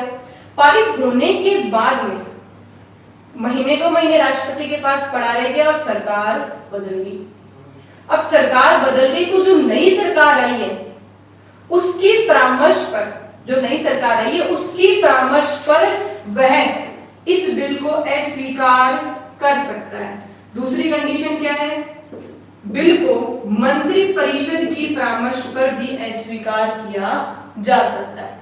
ठीक है, या तो पहला पॉइंट तो क्या है, आप कह सकते हो मंत्रिपरिषद की परामर्श पर भंग कर, मतलब समाप्त कर दे विधेयक को, या फिर आप कह सकते हो कि अगर जिस सरकार ने उसे पारित किया, मतलब जिस सदन ने उसे पारित किया, जिस लोकसभा ने उसे पारित किया, अगर वह चली जाए और नई लोकसभा आ जाए और उस लोकसभा के व्यक्ति यदि इस विधेयक के लिए मना करना चाहे, वो सरकार अगर मना करना चाहे तो उस विधेयक को खत्म कर सकती है। हाँ, पर ध्यान रखना, अगर पारित होकर राष्ट्रपति हस्ताक्षर कर दे, कानून बन जाएगा, उसके बाद संभव नहीं है। निलंबनकारी में सीधी से आपको एक पॉइंट समझना है।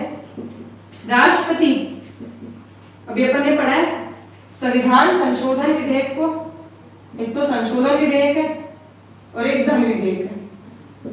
इन दोनों को छोड़कर बाकी सभी विधेयकों को एक बार पुनर्विचार के लिए लौटा सकता है। मैं यहाँ आपसे एक बात गौर करवा रही हूँ, एक बार ही पुनर्विचार, मतलब राष्ट्रपति ने एक बार लौटा दिया, यदि वह विधेयक पुनः लौट कर आता है तो दूसरी बार राष्ट्रपति उस विधेयक पर अपना हस्ताक्षर करने हेतु बाध्य होगा।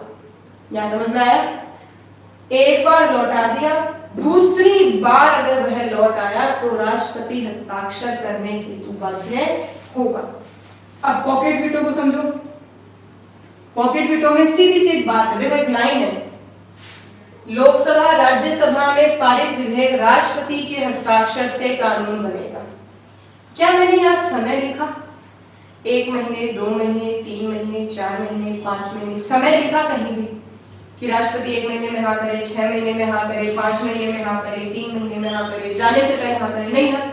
यही एक बात सबसे महत्वपूर्ण है कि राष्ट्रपति न तो हाँ करता है न मना करता है, मतलब राष्ट्रपति विधेयक को अनिश्चित समय तक आरक्षित रख सकता है। अनिश्चित समय तक आरक्षित रख सकता है मतलब क्या है यहाँ कि पॉकेट वीटो में साफ कह दिया कि राष्ट्रपति किसी भी विधेयक पर कितने समय में हस्ताक्षर करेगा, इसका कोई निश्चित समय नहीं है, इसका फायदा राष्ट्रपति उठा सकता है। जैसे कि ज्ञानी जेल सिंह ने उठाया, बिल्कुल सही आप समझे। ज्ञानी जेल सिंह ने क्या किया, 1986 में एक आपका भारतीय डाक अधिनियम था, भारतीय डाक अधिनियम। उसमें हुआ क्या, राष्ट्रपति ज्ञानी जेल सिंह ने भारतीय डाक अधिनियम, जिसे अनुच्छेद 21 का उल्लंघन माना, ये उनका एक विचार था। ज्ञानी जेल सिंह का जो था वो विचार था, आप यूं समझ लो, डाक अधिनियम में एक व्यक्ति की निजता, जो राइट टू प्राइवेसी होती है, उसका उल्लंघन हो रहा था। ठीक है, तो डाक अधिनियम 1986 में ज्ञानी जेल सिंह ने इस विधेयक को अपने पास रख लिया और इस पे मना नहीं किया और नहीं इस पे हाँ किया, न विचार करते हैं। और वो विचार कितने दिन करे इसका कोई निश्चित समय नहीं। ठीक है ना, तो पॉकेट वेटो में समझा, पॉकेट में डाल लेता है, पॉकेट वेटो में क्या करता है, पॉकेट में डाल लेता है, और पॉकेट में कितने दिन रहे इसका कोई भी निश्चित समय नहीं है। और जैसा कि हम देखते हैं, सरकार अगर बदलती है तो विधेयक ऑटोमेटिक ही समाप्त हो जाता है। ये आपकी विटो शक्तियां हैं। विटो शक्ति संविधान में कहीं भी प्रयोग नहीं लिया गया है। ठीक है, विटो शक्ति में तीन प्रकार की शक्तियां, तीन प्रकार की विटो पावर हमारे राष्ट्रपति के पास में है। अत्यंतिक विटो पावर, जो राष्ट्रपति को विधेयक अस्वीकार करने की अनुमति देता है, तब जब मंत्रिपरिषद परामर्श दे या वो सरकार ही भंग हो जाए, दूसरी सरकार से लोकसभा भंग हो जाए। दूसरा निलंबनकारी, जिसमें राष्ट्रपति विधेयक को एक बार पुनर्विचार के लिए लौटा सकता है, दूसरी बार अगर वो है एक बार पुनर्विचार के लिए लौटा सकता है, दूसरी बार हस्ताक्षर करने हेतु राष्ट्रपति बाध्य होगा। तीसरा पॉकेट विटो में हाँ या ना यूं समझ सकते हो, नहीं है, ध्यान रखना इस चीज का। उसमें साफ आता है 6 महीने में, 14 दिन में, और बच्चा कंफ्यूज हो जाता है। ठीक है ना, कोई निश्चित समय नहीं है, कोई उल्लेख नहीं है, कोई वर्णन नहीं है, ये ध्यान रखना। ये विटो पावर के साथ में अध्यादेश कहते हो, काफी बच्चे कंफ्यूज भी रहते हैं इस पॉइंट में। ठीक है, इसको बिल्कुल अपन आसान तरीके से पढ़ेंगे, गलती नहीं होगी। अनुच्छेद 123 1 2 3 याद करने में बड़ी आसानी है इसको। तो अब देखो, अध्यादेश होगा क्या, समझो। अभी मैंने आपको 10-15 मिनट पहले एक बात समझाई थी, नहीं बढ़ेगा। संसद में सत्र चलेगा तो कानून बनेगा, सत्र नहीं चलेगा तो कानून भी नहीं बनेगा। अब क्या करें? अब यहाँ एक बात पॉइंट की, भाई अगर सत्र नहीं चल रहा, हमें कानून की आवश्यकता पड़ जाए तुरंत, भाई सत्र तो हो या ना हो, और आज क्या, अभी तो अभी कानून चाहिए, उस वक्त क्या होगा? तो यहाँ समझने वाला पॉइंट क्या है कि सदन में सत्र न चलने पर, सदन में सत्र न चलने पर कानून की आवश्यकता पड़ जाए, कानून की आवश्यकता पड़ जाए तो अध्यादेश द्वारा कानून का निर्माण किया जा सकता है। अध्यादेश द्वारा कानून का निर्माण किया जा सकता है। पॉइंट समझ में आया या नहीं आया? अगर सदन में सत्र नहीं चला तो संसद तो कानून बना नहीं पाएगी। अब संसद कानून नहीं बना पाएगी, परंतु हमें तो कानून चाहिए, हमें तो कानून चाहिए। अब हमें कानून चाहिए तो हम क्या करेंगे? राष्ट्रपति अध्यादेश जारी करेगा। अध्यादेश के माध्यम से एक सीधा सा कॉन्सेप्ट समझो, कानून में अभी अपन ने पढ़ा, तब कानून बनेगा जब लोकसभा राज्यसभा में पारित होगा और फिर राष्ट्रपति के पास आएगा। ये तो सामान्य है, कानून बनने की प्रक्रिया सामान्य है। अब मान लो लोकसभा नहीं है, राज्यसभा नहीं है, ठीक है, परंतु ये तो होंगे ही होंगे। सीधा कानून राष्ट्रपति बनाता है अध्यादेश के द्वारा, समझे? सीधा कानून, न लोकसभा से पूछते हैं न राज्यसभा। सदन में अगर सत्र नहीं चल रहा, कानून चाहिए, तो राष्ट्रपति को बोलो, राष्ट्रपति तुरंत अध्यादेश जारी करके कानून का निर्माण कर देगा। बिल्कुल अध्यादेश जो है वो मंत्री परिषद की परामर्श पर जारी होगा, ये आपको पूछने की आवश्यकता ही नहीं है, मैं ही बता देती हूँ। ऑर्डिनेंस जो अध्यादेश होता है वह मंत्री परिषद की परामर्श पर ही जारी होता है, ये ध्यान रखना। अब आगे देखो, इसी अध्यादेश में दूसरा पॉइंट समझो। अब आपके यहाँ एक पॉइंट मैंने आपको बताया नहीं, इसलिए हो सकता है आपको क्लियर ना हो। आपके यहाँ 3 तरह की सूचियां हैं, संघ सूची, समवर्ती सूची और तीसरी है राज्य सूची। संघ सूची, समवर्ती सूची, तीसरी है राज्य सूची। संघ सूची, समवर्ती सूची, राज्य को हटा देना, क्या करना है, राज्य को हटा देना। संघ सूची, समवर्ती सूची, संघ सूची व समवर्ती सूची के विषयों पर अध्यादेश लाया जा सकता है। संघ सूची व समवर्ती सूची के विषयों पर अध्यादेश लाया जा सकता है। आ गया पॉइंट समझ में? मतलब यूं समझ लो, एक तो संघ सूची में काम लिखे हुए, कुछ विषय लिखे हुए, समवर्ती सूची में कुछ विषय लिखे हुए। इन सभी विषयों पर जिन पर संसद कानून बना सकती है, उन्हीं विषयों पर राष्ट्रपति अध्यादेश जारी करेगा। अब समझो तीसरा पॉइंट। अब होता क्या है, एक बार एग्जाम में मैंने क्वेश्चन देखा, अध्यादेश है, अध्यादेश क्या है मुझे बताओ। तो ये पॉइंट मैं लेकर आऊंगी, मैंने आपको शायद पढ़ाया नहीं है, पर यहाँ थोड़ा सा देख लो। अनुच्छेद आपका 13 का तीसरा बिंदु है, अध्यादेश विधि के अंतर्गत आता है। थोड़ा सा समझो, विधि मतलब होता है कानून, और कानून के अंतर्गत अध्यादेश आता है। मतलब अध्यादेश एक कानून की एक प्रक्रिया है, एक कानून का ही दूसरा नाम है। अध्यादेश कानून का ही दूसरा नाम है, ठीक है। विधि का ही दूसरा नाम क्या है, अध्यादेश। एक पॉइंट और समझो, मूल अधिकारों में कभी भी कोई भी परिवर्तन अध्यादेश के माध्यम से नहीं होगा। मतलब अगर मूल अधिकारों में परिवर्तन करना है तो संविधान संशोधन करो। मूल अधिकारों में कभी भी अध्यादेश के माध्यम से कोई परिवर्तन नहीं किया जाएगा।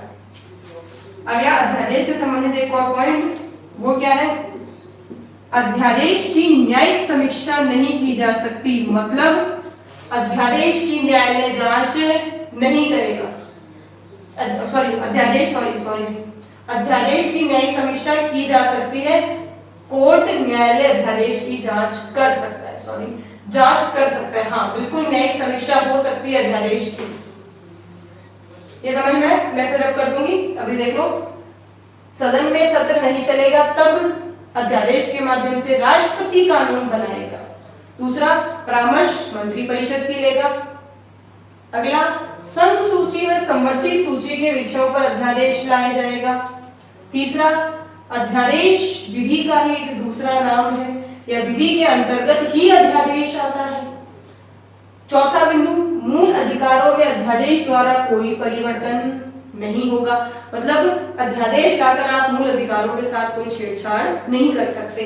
चौथा, अध्यादेश की न्यायिक समीक्षा हो सकती है, अध्यादेश की जांच की जा सकती है। अध्यादेश का ही 5वां पॉइंट समझो, क्या कह रहा है अध्यादेश। अब देखो, अध्यादेश को अधिकतम कितने समय तक पारित किया जाता है।